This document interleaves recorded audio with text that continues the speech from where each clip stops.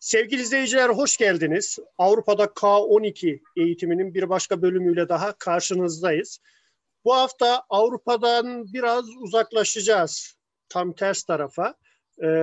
Hindistan'a gideceğiz. Hindistan'dan sevgili Purvi Parekh'le birlikteyiz bugün. Hindistan Eğitim Sistemini konuşacağız. Kademeler arasındaki geçişim, üniversiteye yerleştirme, öğretmenlerin durumu ve pandemide neler oluyor bitiyor, bunları konuşmaya çalışacağız. Sevgili Emine, sevgili Purvi, welcome. Hi sir. Merhabalar hocam. Merhabalar.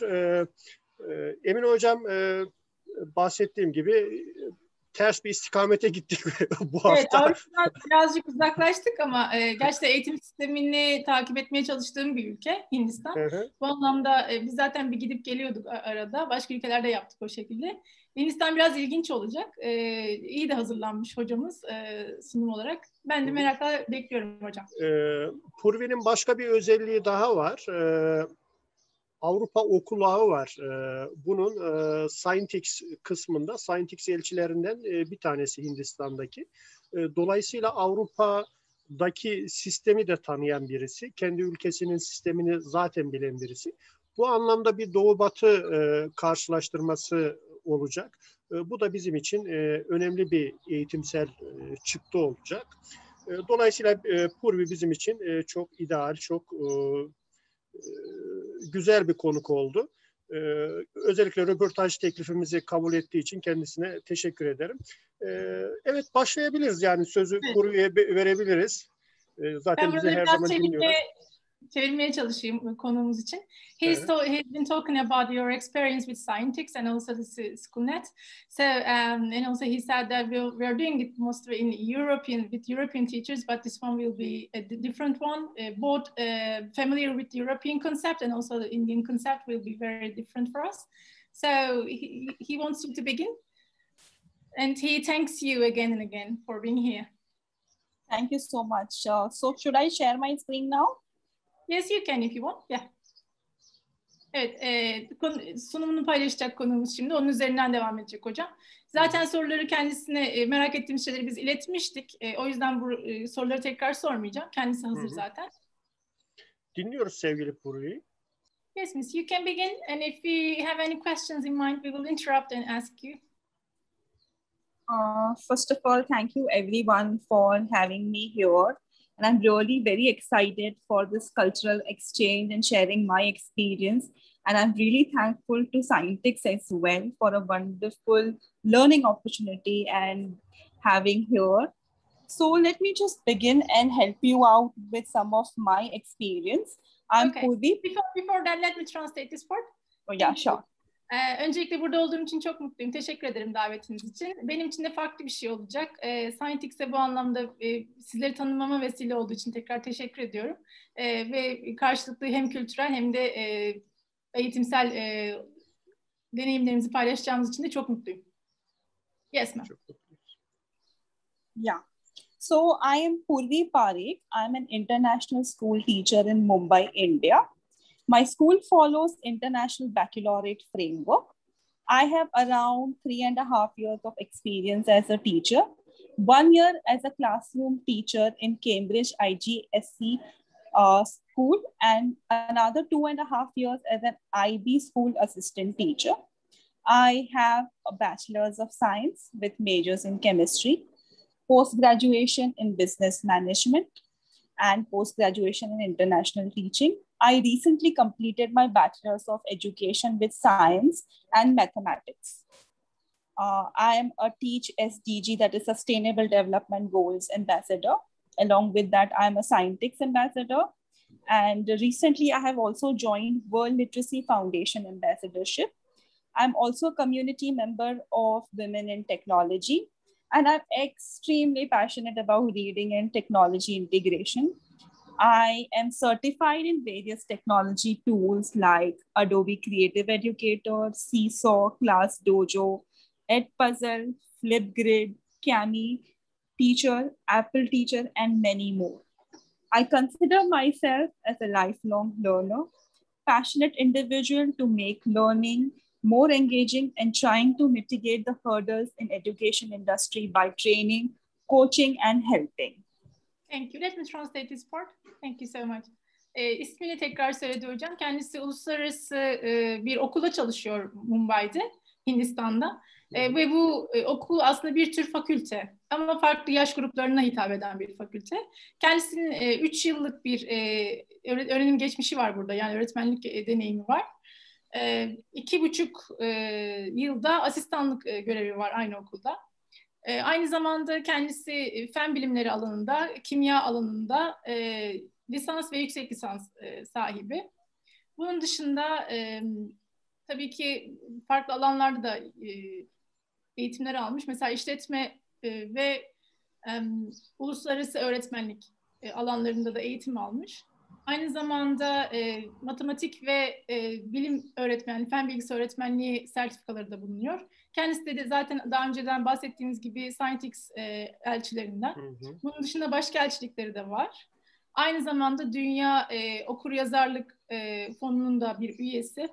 Yani çok yönlü bir hocayla bugün beraberiz. Evet, kesinlikle. Evet, sertifika aldığı bazı, tabii bizim de kullandığımız aslında sınıflarımızda bazı uygulamalardan bahsetti. Mesela Classdojo, Puzzle, Flipgrid, Kami, Apple Teacher gibi. Kendisini de şöyle tanımlıyor. Ben ömür boyu bir öğrenen olarak tanımlıyorum kendimi dedi. Ve bu alanda okumayı ve yazmayı da seviyorum. Bakanımız da böyle tanımlamamış mıydı sevgili Emine öğretmenliği? Evet. Öğrenim sürecini devam ettiren kişi anlamında bir tanımı vardı bakanımızın da. Demek ki uluslararası da gerçek öğretmenlerin veya ne bileyim eğitime gönül vermiş insanların ortak tanımda buluşması çok güzel. Evet hocam. Yani ömür boyu öğrenme zaten artık yeni bir kavram da değil. Bu anlamda öğretmenlerin de bu şekilde olması gerektiğini zaten biliyoruz. Evet. Thank you, Miss. You can go on. Okay, so moving forward, education in India is primarily provided by public schools, controlled and funded by government. And there are 3 levels: central, state, and local, and private schools. So under various articles of Indian Constitution, free and compulsory education is provided as a fundamental right to school children aged 6 to 14. Okay, the schools... Sorry to interrupt. No problem. Hindistan'daki eğitim hocam aslında bizimkine benzettim ben. Şöyle anlatayım. Hem devlet okulları hem özel okullar çerçevesinde ilerliyor. Bunların bir kısmı destekleniyor devlet tarafından, özel okulların. Ama hem devlet, bir kısım devlet ya da özel olarak ayrılan alanları da var. Hani vakıf gibi olanlar. Bunun dışında zorunlu olan yılları var, zorunlu olmayan yılları var. Şimdi onlardan bahsedecek. Okay. Yes, Miss. The school system in India has basically 4 levels. That is lower primary, that is age 6 to 10, upper primary 11 to 12, high 13 to 15, and higher secondary 7 and 18. The lower primary is divided into 5 standards, that is upper primary into 2, high school into 3, higher secondary into 2. So if you want to, while translating, if you want to avoid this fact, you can. But India school offers both Indian and international syllabus.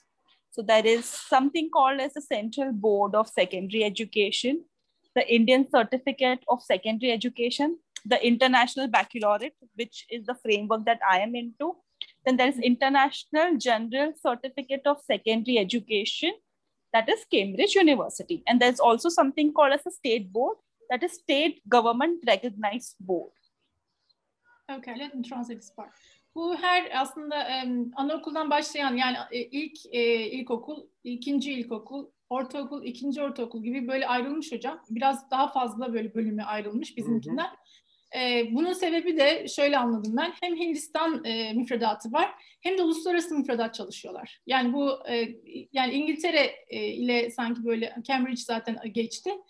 Hani onun da etkisi var anladığım kadarıyla. Hem dediğimiz gibi Hindistan müfredatı hem de uluslararası müfredat aynı anda gidiyor. Bu yüzden bu programların da kendi içlerinde böyle ayrı ayrı isimleri var. Her çocuğun mezun olduğu program böyle isimlendirilmiş değişik dönemlerinde. Yes, Miss. And the credit of all the resources goes to the Indian education system and Wikipedia online. I have cited the resources in the presentation. So for any reference, you can definitely go and look at it. Thank you. Referans aldığı yerleri de söyledi. Wikipedia ve Hindistan Uluslararası Eğitim Sistemi, oralardan da bakabilirsiniz diyor. Yes. Okay. And now looking at the pre-university stages. So like I said, primary, that is elementary school, grades 1 to 8, age 6 to 14. Secondary, you can see grades 9 to 12, age 14 to 18, which includes 10th, that is 10th and 12th, and secondary school and senior secondary school. Now, when we talk about the tertiary, that is first university's degree, that is from grades 12 to 15, number of years are 3 years. Then tertiary, that is something like we talk about engineering and technology, which is 12 to 14. Again, the years are 4 years. Then there is master's degree, that is second university degree, which is again 2 years, 15 to 17. And then so on, the doctorate degree, which goes to 17 to 22 and 5 years. And depending upon any majors that you take, it will exceed. And the credit goes to Scholaro. This information I've taken from the Indian Education Scholaro credits. Thank you. Okay. Burada aslında daha toparlanıp bir şekilde görebiliyoruz kaç yıl sürdüğünü eğitimlerin. İlkokul 6-14 arası, orta diye geçiyor ama aslında bizim liseye denk geliyor, 14-18 arası. Daha sonra da üniversite derecelerine girdi. Buradan yani aslında çok farklı değil. Tabii bazı programlar biraz daha uzun sürüyor, ondan bahsetti. Master programı, doktora programı hepsini anlattı aslında. Anladım. Yes, miss. Okay. Okay. Now moving on to something really important. So what happened here in National Policy of Education was introduced last year. The National Education Policy NEP 2020, which was approved by Union Cabinet of India on 29 July 2020, outlines the visions of India's new policy education system. So new policy education systems is going to be implemented in the coming years. The new policy replaces the previous national policy education, which was 1986. So some of the changes that have been made, which are by 2030, one large multidisciplinary college in every district. These are some of the plans that is made. Music and arts, literature to be taught in all colleges. Master's MPhil to be discontinued according to NEP. MPhil will be discontinued. The details according that will be soon released. Then there is going to be various languages like Sanskrit will be mainstream, one of the really important language. And then vocational skills will be taught. No rigid separation between arts and science curriculum. Internships will be included from grade 6. IITs to holistic approach. Academic to credit established. Academic bank of credit to be established. Importance of practical assessments of skill development. Single common entrance exam for all colleges. New systems of education, that is, which was the older format was 10+2 system, which was divided into 5+3+3+4. The new education system would be 5+3+3+4 format. So these are some of the things that will be there and many more. So if you want, I can open the system for you to translate. So it will be easy for you. Okay. İstersen bir çevirelim, ondan sonra izleyelim. Zaten benim çevirmemi istediği yeri açtı, onu söyleyeyim. Şimdi 1986'dan beri devam eden sistemde bir değişiklik olmuş bu sene. Daha doğrusu geçen sene 2020'de Hindistan Eğitim Sistemi değişmiş. Yani müfredatı değişmiş. İçeriğinde değişikliklerden tabii uzun uzun bahsetti ama çok detay şu an bir kısmını aktaracağım. Bunların içinde farklı dillere daha yatkın bir eğitim sisteminden bahsedebiliriz. Yani farklı dilleri içine alan. Gene Sanskritçe merkezde olmak üzere, yani onların kendi ana dilleri merkezde olmak üzere diğer dillere de önem veren bir program. Bunun dışında mesleki eğitime daha çok önem verildiğini söyleyebilirim. Genel anlamda söylediklerinden. Pratiğe çok önem verecekler. Yani öğrenilen şeylerin pratiğinin yapılmasını içeren bir sisteme gidiyorlar. Ve daha çok müzik ve sanat işin içine girecek. Yani anlattıklarından benim özet olarak çıkarabileceğim bunlar var. Yani pratiğe dökme derken galiba mesleki eğitimi mi Evet, mesleki öne eğitimde çıkaracak? daha çok hani ezber eğitimden bir sıyrılma söz konusu onlarda şu anda. Tam dönüşümdeler anladığım kadarıyla. Hani daha çok yaparak, yaşayarak öğrenme üzerine gidecek bir eğitim sistemi tasarlıyorlar. Anladım. Daha doğrusu tasarlamışlar ve yürürlüğe koymuşlar 2020 itibariyle. Aslında bu noktada şeyi sorabiliriz. Yani biz Hindistan'ı özellikle yazılım alanında çok dünya liderlerinden birisi olarak görüyoruz. Bu özelliklerinden vaz mı geçiyorlar yoksa bunu pekiştiriyorlar mı? Okay, he has a question in here. When you are ready. Yeah, sure. Please ask me. And he's asking about, India is one of the major software countries. It's very well known for that. Does it change is it going to change in the educational system of 2020, or do they give more importance to that issue? What do you think? The software programming. So there are many institutions, like we have Indian Institute of Technology, which is the premium institute of India, wherein lot of students after their 10 +2 kind of take admissions, but that admissions also depend upon the common entrance exam. So now, since technology has been too much into during the pandemic also, so I see that students may be interested more in tech kind of courses. So there is possibility that student may think of getting more into technology. I see. Does that suffice? Şu anda zaten Hindistan'daki sistem içinde çocukların genç yaşta bile gidebilecekleri fakülteler bulunuyor teknoloji ve mühendislik bakımından. Yani başvuru tabii ki bir sınavı var. O sınavı geçen yaş bakılmaksızın da okuyabiliyormuş o bölümleri. Şu pandemi döneminden sonra diyor bu konuya daha büyük bir ilgi oldu. Yani dijitalleşmeyle beraber bu konunun daha öne çıktığı, bu yüzden başvurularına daha fazla arttığını biliyorum. Okay. Diyor hocam. And in case if you would want to study the new education policy, you can definitely go ahead and look at the new education policy, which the link I will definitely share. All the information is readily available and it's very easy to understand. You can always translate and have a look into each of the things. Thank you. Burada link var. Onu gerekirse tekrar paylaşırım. Buradan yeni politikaya da bakabilirsiniz, eğitim politikamıza diyor. İnceleyebilirsiniz. Kolaylıkla zaten çeviri de yapılıyor. Okay. Yes, we can continue. Yeah. Okay. Sorunuz var mı hocam? I work for an international baccalaureate framework school, that is IB primary year program.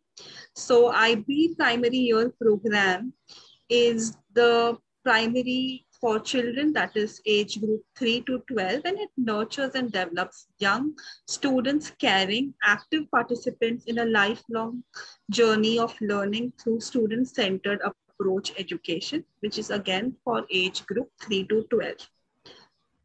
And this is from IBO site that I have taken the information, and the credits have been mentioned as above. So it's with primary program that I currently work grade 5 as an assistant teacher. Okay, let me translate this part. Hocam ilkokul programından bahsetti. 3-12 yaş arası tabii ana sınıfını da içeren bir program. Önerildiği tarih 1997. Tabii bu okul öncelikle, okuldan biraz bahsetmek gerekiyor programlardan önce. Bu okul uluslararası mezuniyet programı sağlayan bir okul. Yani buradan mezun olan bir öğrenci dünyanın her yerinde çalışabilir halde. Bir sertifikaya bir mezuniyet programı hazırlanmış. İlkokulundan bahsettim. Yes, we can continue. And there are other programs as well, which is middle years, diploma years program, and career related program. But my concentration is for the primary year students, that is from the age group 3 to 12. But at present, I am with the 5th graders, so around 10 to 11 years of age. Kendisi ilkokul programında çalışıyormuş şu anda 5. sınıflarla. Daha çok o konuyla ilgileniyorum dedi. Yani alan olarak onlarla çalışıyorum. Okay. Yes, please. Moving ahead. Yes, please. So now, how is STEM integration? Science, technology, engineering, arts, and mathematics integration, like scientists that we've done so many courses. And so students of grade 5, which is have their own primary year exhibition. So United Nations Sustainable Goals, they have taken as the most ones for their project. So they kind of took action, like working on the goals, the ones they were interested in groups, and they showcased various actions like having lifestyle choices, using steel straws instead of plastic straws, and many more examples. Some of the they participated for awareness, advocacy, social entrepreneurship, lifestyle choices, and this goes on as in how they kind of work, because in pandemic it's not very easy to take action because we are staying at home, but any small sustainable action we can take. Like I'm very specific about using electricity in a very sustainable way. If I'm at home, I see that I use electricity wisely. I don't switch on the fan and just move out. I'm sure that I am taking care of my house, minimal wastage, etc. And some of the things, what actions with integration of technology was using Google Sites for the community to watch. So this was a complete integration of STEM integration. You can't say complete STEM integration, but in a way that students showcased their work with the help of technology. Okay, let me translate this part, please. Hocam tabii ilkokul grubuyla çalıştığı için 5. sınıflarla yaptığı kendi çalışmalarından daha çok bahsetmek istedi. Bu anlamda yaptığı STEM çalışmalarından bahsetti. Ama bunlar STEM yani çalışmalarında genellikle bu UNPD'nin yani Birleşmiş Milletler'in programı var ya hocam. Evet. Bu sürdürülebilir yaşam için oluşturduğu basamaklar, bunları kullanıyor genelde. Oradan öğrencilerin bir konu seçmesini rica ediyor ve onun üzerine gidiyor. Yani daha çok yani çok onların olarak aldığı, temel olarak aldığı bu gollere ulaşmak, o Sustainable Goals olayını tam sınıfa entegre etmeye çalışmak üzerine bir program geliştirmişler. Bu anlamda çocuklar bunları mesela deney yaparak da kullanabilirler ya da bunun işte sadece farkındalık yaratmak için bir şey yapabilirler. Yani ufak ya da büyük ne yapabiliyorlarsa, ama konular genel olarak bunlar. Bu arada sevgili Purvi'den biz sınıf etkinliklerini de istemiştik aslında. Fakat Hindistan'da bu alanda çok hassasiyet gösterdikleri için öğrenci resimlerinin paylaşılmaması konusunda o yüzden sınıfta yaptığı etkinlikleri paylaşamadı. Bunu bir antiparantez belirtmiş olalım. Evet. Yes, we are talking about, we actually asked for some pictures of the, the activities, the projects that you do with this integration program. But in Turkey, it's the same. So we can't share the photos of our children. So we can understand, but we appreciate it. Thank you. Çevirdim hocam. Yani aslında Türkiye'de de belli bir durum var. Benzer bir durum var. O yüzden anlayabiliyoruz meslektaşımızı bu anlamda. Kesinlikle. Yes, ma'am. You can continue. Okay. So now the very important, that is the grading system in Indian schools. So like most commonly the Indian schools and colleges and the universities follow the grading system, some adhering to common percentage grading system, that is CGPA and GPA. Further, more those institutions following the percentage of systems of grading. The marks obtained during the particular time duration are converted into percentage and then divided into 4 divisions. Some of these are like 75 percentages and above, distinction. 60 to 75% in between, that is first class or fourth division. Below that, 50 to 60, that is second division, second class. 40 to 50, that is third division or the third class, we could say. And the credits are to this institution that I have referred to, Leverage Kedu blog. Thank you. Let me So I can. sorry to interrupt. So you can go ahead and say. Okay. I will help you. Okay. Notlandırma sistemi hocam geldi karşımıza bu sefer. Aslında yine bizimkine benzettim birazcık ama tabii %10 bir katılım söz konusu onlarda. Mezuniyet notunun tam nota karşılığı. Bunun dışında sınıf bazında yüzdelikleri almışlar. Yani mezun olan bir öğrencinin hangi sınıftan hangi notu aldığı da önemli. Bu anlamda okul tabii başarısında ne kadar önemli olduğunu buradan Hindistan'ın ne kadar değer verdiğini de anlamış oluyoruz. Yani sadece sınav bazlı değil, yani okulda da iyi bir öğrenci olmanın avantajını kullanıyor öğrenciler. Okay. Bu arada şu da var, her okul, her kolej ya da her üniversite kendi notlandırma sistemine de sahip. Ama bu genel bir notlandırma sistemi bahsettiği. Peki yani bu okullar kendi şeyine sahipse üniversiteye girişte bu adaleti nasıl sağlıyorlar? Çok büyük ihtimalle şöyle, yani büyük ihtimalle yani bizimkine benzer diye düşünüyorum hocam. Adaleti sağlamak üzere belki destekler alınabilir. Anladım. So grading is like a very vast topic, like it will go for entire session. So when students want to take admissions abroad, the score is definitely converted, like as per the university required in abroad. So the grading can be always converted. So that is one thing. And you can convert, there are different, also the one of the important point was that it can always be, required as per the institution, like for the universities, whether they require it in terms of percentage. So these are the basic ones, but it's a very vast topic to explain. So it has its own like point scale. Okay, let me translate this part. Tekrar değindi hocam. Evet, yani burada hani farklı okulların farklı notlandırma sistemleri de var. Ama şöyle de bir durum var. Mesela o okullar da kendi üniversiteleri var diyor. Oraya gönderiyor zaten öğrencisini. Gibi. Yani hani bilmiyorum ne kadar örnek vermek doğru bilmiyorum. Hani vakıf liselerimiz var ya bizim. Onlar mesela kendi öğrencisini seçerken kendi notlandırmasını kendi yapıyor yani. Başka notlandırmak istemiyor gibi bir durum var. Bir de yurt dışı programlarına başvuru yapan öğrencilerimiz için aslında bu notlandırma sistemleri işe yarıyor.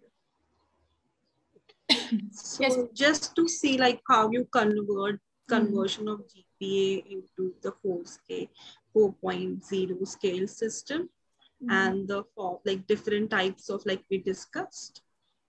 So these are the various different university grading system points and all of these.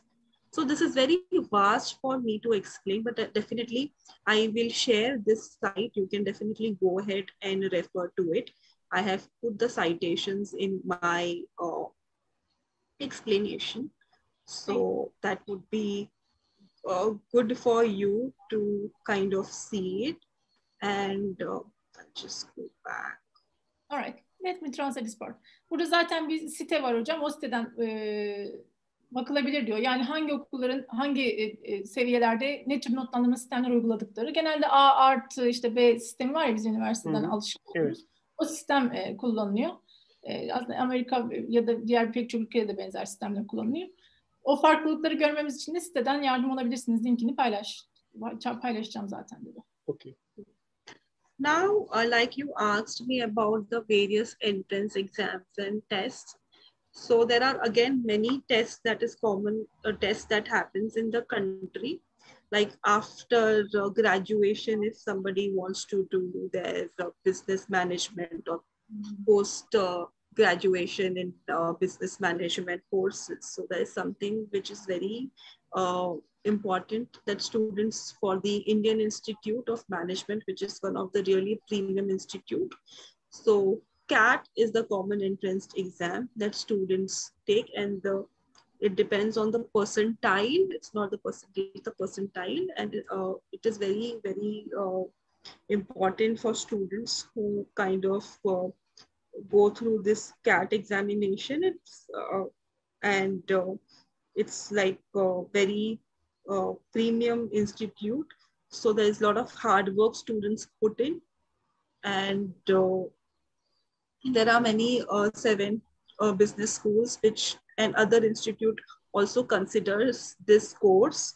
It is based on the quants, logical reasoning, and literacy English.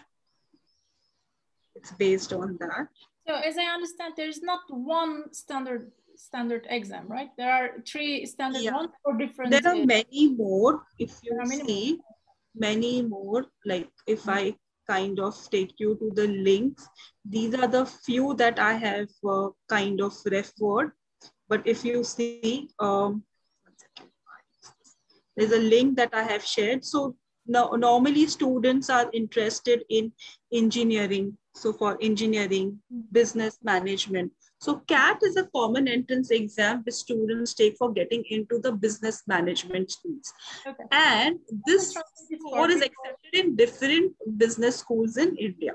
Then there is IIT JEE, which is for engineering and technology, the one you were asking, what about technology? So this is a premium institute where students consider after 10 plus 2 for their engineering masters and MSc courses, BTech, MTech, that is. So these are the things where students go ahead and take admissions after clearing, but they have to pass an entrance exam called as the joint entrance examination, and students prepare very well for it. So it also depends upon mathematics, physics, chemistry, and all of that.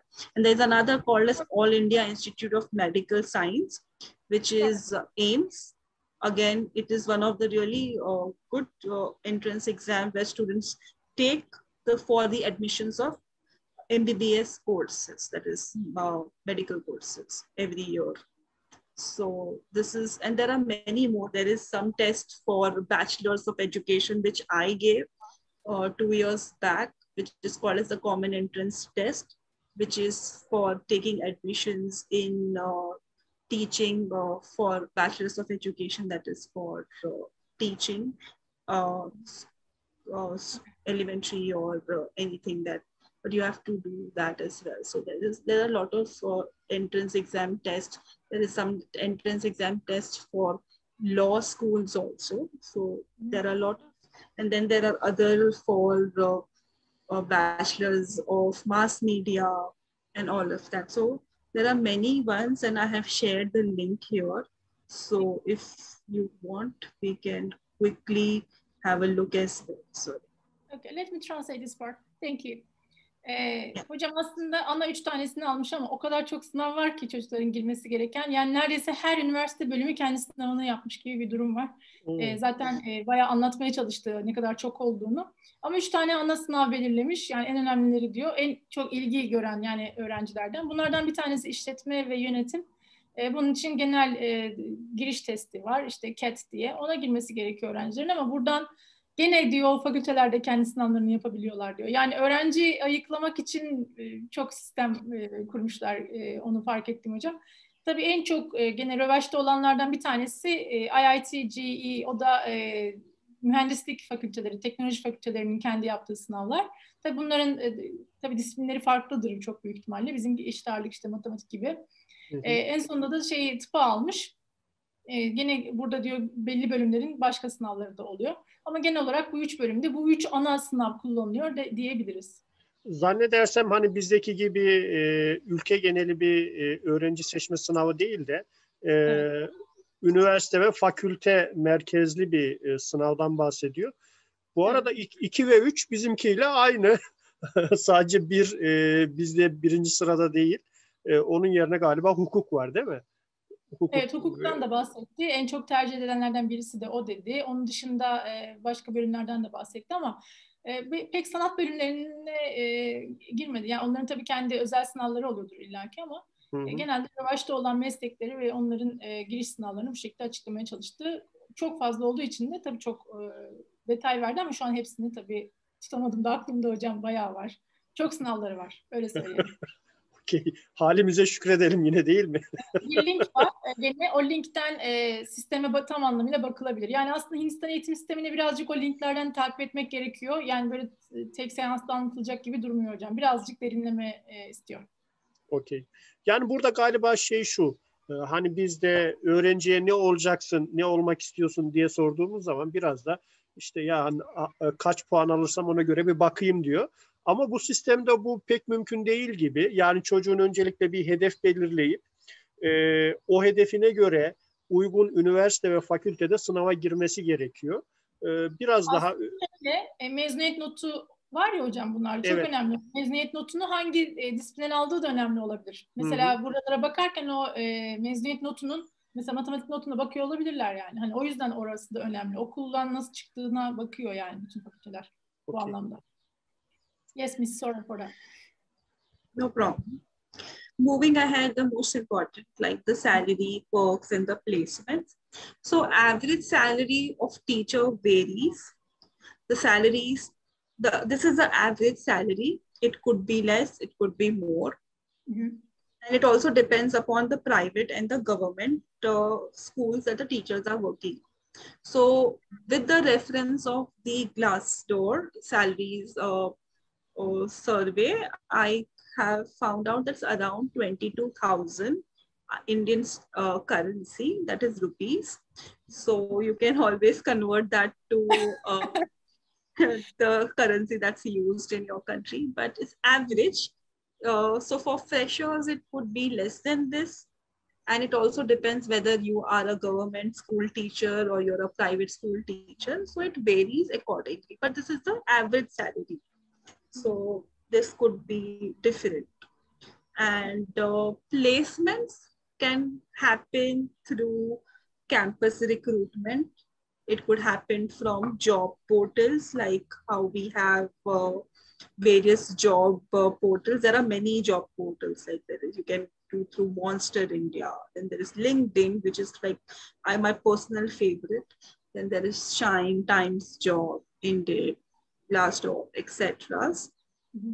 So it could also be through employee referral. If I am in some school and if I have a friend whom I want to refer and she or he is doing equally well and has a qualification, so that can be forwarded to the HR and then interviews can be arranged. So it all depends upon the way the person wants to come into and work. So these are some of the things. It could be job portals, interview-based, online search, all of that. I see. Okay, thank you. Let me translate this part. Hocam genel maaş ortalaması verdi. Çünkü çok değişken gene. Yani nerede çalıştığınıza bağlı olarak, hangi sınıf seviyesinde çalıştığınıza bağlı olarak, hangi okulda, özel mi, devlet mi, işte üniversite mi, buna bağlı olarak çok değişen bir şey olduğu için ortalama 22.000 rupi verdi. 22.000 rupinin tabii euro ya da dolar karşılığına bakılabilir. Ama bu çok diyor normal bir şey diyor. Yani ne çok iyi ne çok kötü. Peki iş başvuruları nasıl yapılıyor? Yani nasıl bir öğretmen olabilirsiniz? Burada kampüste yani mesela iyi öğrencilerin seçimiyle yapılabiliyor diyor. Onun dışında genelde dijital ortamlardan iş başvurularıyla yapılıyor. Ya da bir tanıdığınız varsa size önerebiliyorlar. Yani böyle bir standart bir bizimki gibi yani o KPSS gibi bir şeyden bahsetmedi bu anlamda. Demek ki öyle bir sistemleri yok. Okay. Yes, Miss. So this is, it can be more, it can be less. So I cannot give the exact amount. So let me ask this question. Hocam ben şöyle bir soru soracağım. Yani şöyle gözde bir meslek midir diyeceğim Hindistan'da hani öğretmenlik.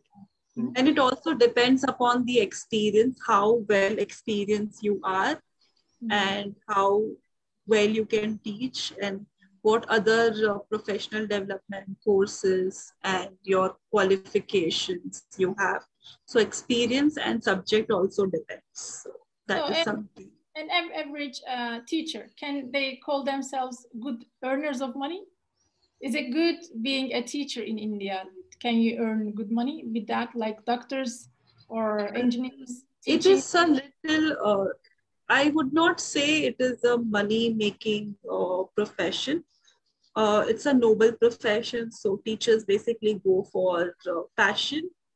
But with experience, they earn decent amount. I would not say it's a very high amount because I was a banker And initially, I was 8 years, I was into corporate banking, private banking. I shifted my career because I was very much interested in teaching. And then I did my bachelor's of education and all of that. So the kind of money that a banker earns, and there's a lot of difference. So it's a okay salary, but you can still survive.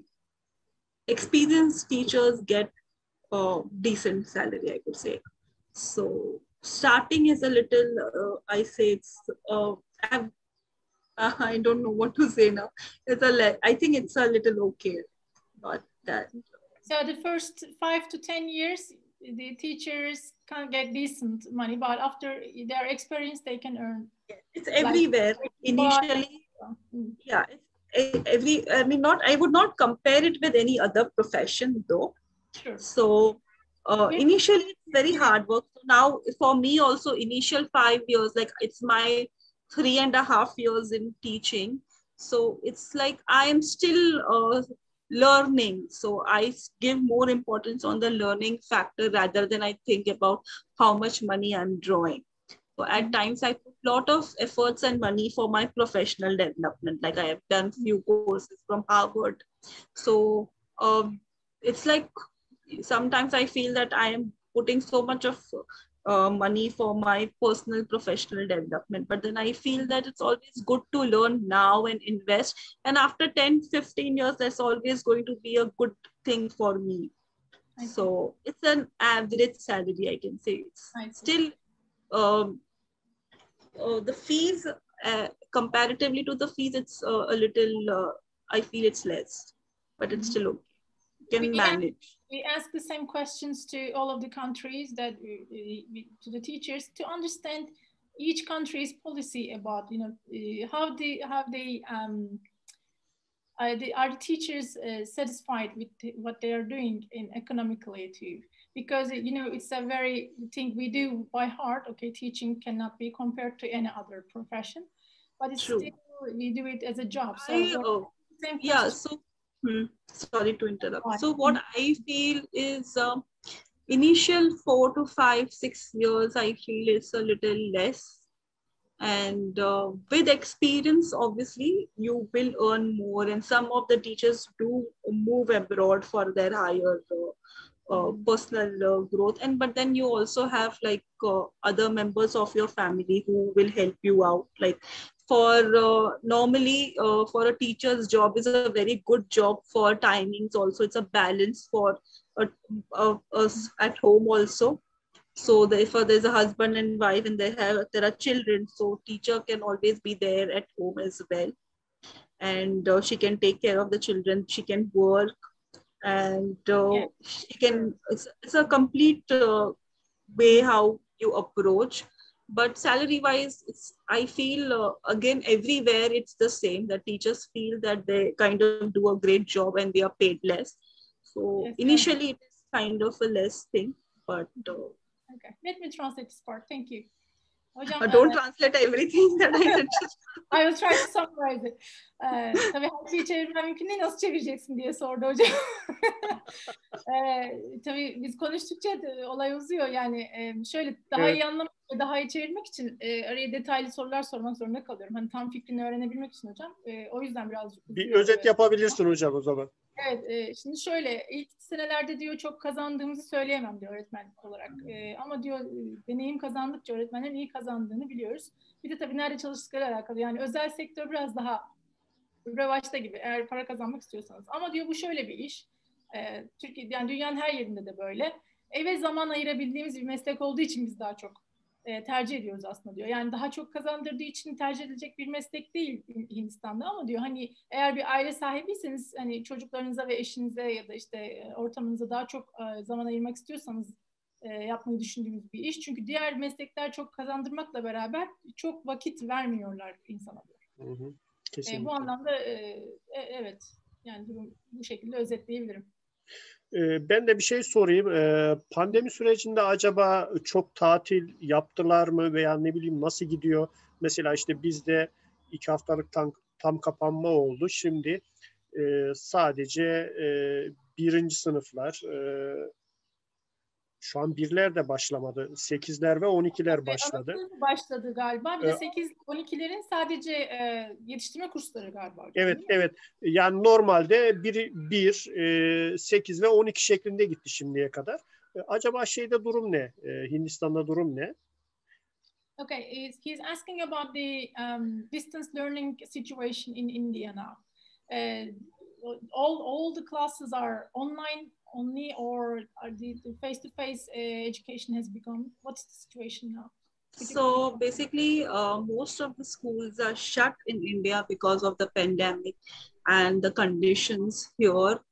So the classes in my school are, it's completely online, and there's a similar situation across the different states also.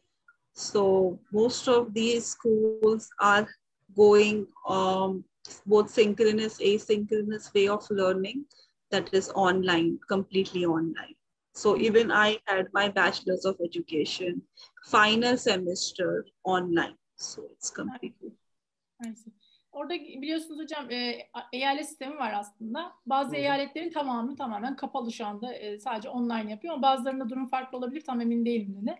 Ama kendi okuluyla ilgili, kendi bulunduğu eyaletle ilgili şunu söyledi. Tamamen kapalıyız, online'a döndük. Yani dünyanın her yerinde benzer ilerliyor galiba hocam. Bir de şu anda Hindistan'da bildiğim kadarıyla bir peak var. Yani bunu soruyoruz bütün konuklarımıza. Niye soruyoruz? Çünkü insanımız diğer ülkelerdeki eğitimde ne olup bittiğini bilmediği için eğitimciyi, okulları veya genel anlamda Milli Eğitim Bakanlığı'nı çok eleştiriyorlar. Halbuki dünya genelinde benzer uygulamalar var. Riski herkes nasıl azaltabiliriz diye düşünüp aşağı yukarı benzer uygulamalara gidiyorlar. Ki Hindistan'da buna bizimkine yakın bir örnek. Hatta evet, bu anlamda yakın. Bizden daha fazla kapanma olmuş. Neyse, son sözleri varsa sevgili Purvi'nin alalım. Yoksa programımızı kapatabiliriz sevgili Emine. Yes, you want to add something, Miss? I think because of pandemic, I have done a lot of professional development, free professional development courses. And I'm really thankful to European School Net Academy, because they have really great courses and such amazing courses that I've learned so much from them. And I recommend every teacher to go ahead and learn that. And I feel with the help of scientists, I will be able to kind of disseminate science awareness, STEM awareness in my country. And I'm very happy to implement few of the things in the coming years, and I'm very happy to do that. And I feel because of pandemic, we are able to meet other people globally and learn, share, and collaborate. So that is the most important thing. We should look at the positive side of pandemic rather than think about what is happening, why are we at home. So rather than that, we should think and look at all the positivity and learn from it. Okay, thank you. Let me translate. Hocam ben pandemiye birazcık pozitif tarafından bakmak istiyorum diyor ki mesela bu sayede kendimi geliştirme fırsatı buldum. Pek çok kursa katıldım uzaktan. Mesela Avrupa okulu bunlardan bir tanesi. Gene Scientix üzerinden pek çok eğitim aldım diyor. Yani ben birazcık bu konuda pozitif bakmak istiyorum. Daha çok vaktimiz oldu sanki bu tür şeyleri yapmaya. Kesinlikle hocam. Ben de aynı düşünüyorum. Hem ailemize, yakınlarımıza daha çok vakit ayırdık, hem de kişisel gelişimimize daha çok vakit ayırdık. Aslında verim konusunun bir araştırılması gerekir. Yani uzaktan eğitim oldu diye okullardaki verimin, öğrenci bazlı verimin düştüğünü aslında söyleyemeyiz. Görüştüğüm birçok öğrencinin bu uzaktan eğitim sürecinde çok daha kaliteli eğitim aldığını söylediğini biliyorum. Yani bir kapsamlı araştırma yapılması gerekir. Yani tamamen böyle olumsuz bir şey oluşmaması gerekir uzaktan eğitim konusunda fikir. Okay. We are talking about the Turkish situation and Turkish education situation in pandemic. So is that all, or you will continue? No, I don't have much. It's just that I want to give thanks, credits to the sources that I have taken from. So it's like I said, the Indian education system and Wikipedia online. Then there is Scholaro. Then there is new education policy link, which is collegedeco.com, and all the links are shared. And International Baccalaureate and global goal, that is United Nations Sustainable Development Goals site, and leverage blog. And this is the Youth Ki Awaaz, which is the site, the blog that I have referred to. Then there's a Glassdoor that I have taken. And Pixabay for this beautiful picture, and the entire presentation that I could do very well because of slide menu. Thank you. Hocam referanslarını tabii tekrar ele almak istedi. Aldığı kaynakları tek tek gösterdi. Bu anlamda intihalden ne kadar sakındığını söyleyebiliriz hocamızın. We want to thank you again and again for being here with us. Thank you so much. I will stop the screen share. Okay. And I am also very happy to share and let people be aware of the different education system in India. And apologies if there is any miscommunication or if I have said anything which I shouldn't be saying, but I'm really thankful for this wonderful opportunity, and it's a pleasure to share the same vision of awareness and dissemination of STEM. Thank you. Sizinle aynı görüşleri paylaştığımı söylemek istiyorum. Yani hepimiz bir ilim yaymaya çalışıyoruz. Bu anlamda teşekkür ederim beni davet ettiğiniz için. Herhangi bir hatam olduysa, bir eksiğim olduysa şimdiden affınızı diliyorum. Dedim hocam. Estağfurullah, ne kadar güzel düşünceler. Ben ülkesini bize tanıttığı için, gönlünü bize açtığı için, bize vakit ayırdığı için çok teşekkür ederim. Umarım bir araya gelmemiz zor ama dijital platformlarda işbirliğine devam ederiz. Çünkü çalışmalarını takip ediyorum sevgili Purvi'nin. Bundan sonraki eğitim, öğretim hayatında başarılar diliyorum.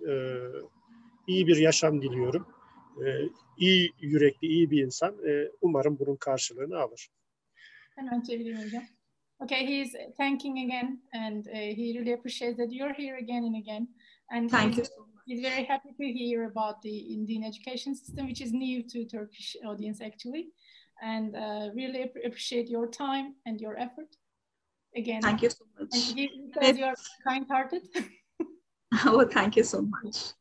So if you feel to edit some of the things, then you feel that you want to edit it, you can go ahead and edit it, and you can. I give you the permission to, if you want to cut something more or less, you can do that. Because I don't know how the preview would look like, and if it's too much of information, then the audience should not get confused. So it's just that all the links are there, so they can definitely go and review. So it's like a good thing for them. All right. Bütün linkleri tekrar lütfen hatırlatmama izin verin. Herhangi bir eksiğim varsa oradan da takip edebilir izleyicileriniz dedi hocam. Teşekkür ederiz. Sevgili izleyiciler, bir programın daha sonuna geldik. Bu hafta Hindistan'daydık. Sevgili Purvi ile konuştuk. Başka bir programda buluşmak üzere. Hoşça kalın. Hoşça kalın. Bye. Take care. Bye.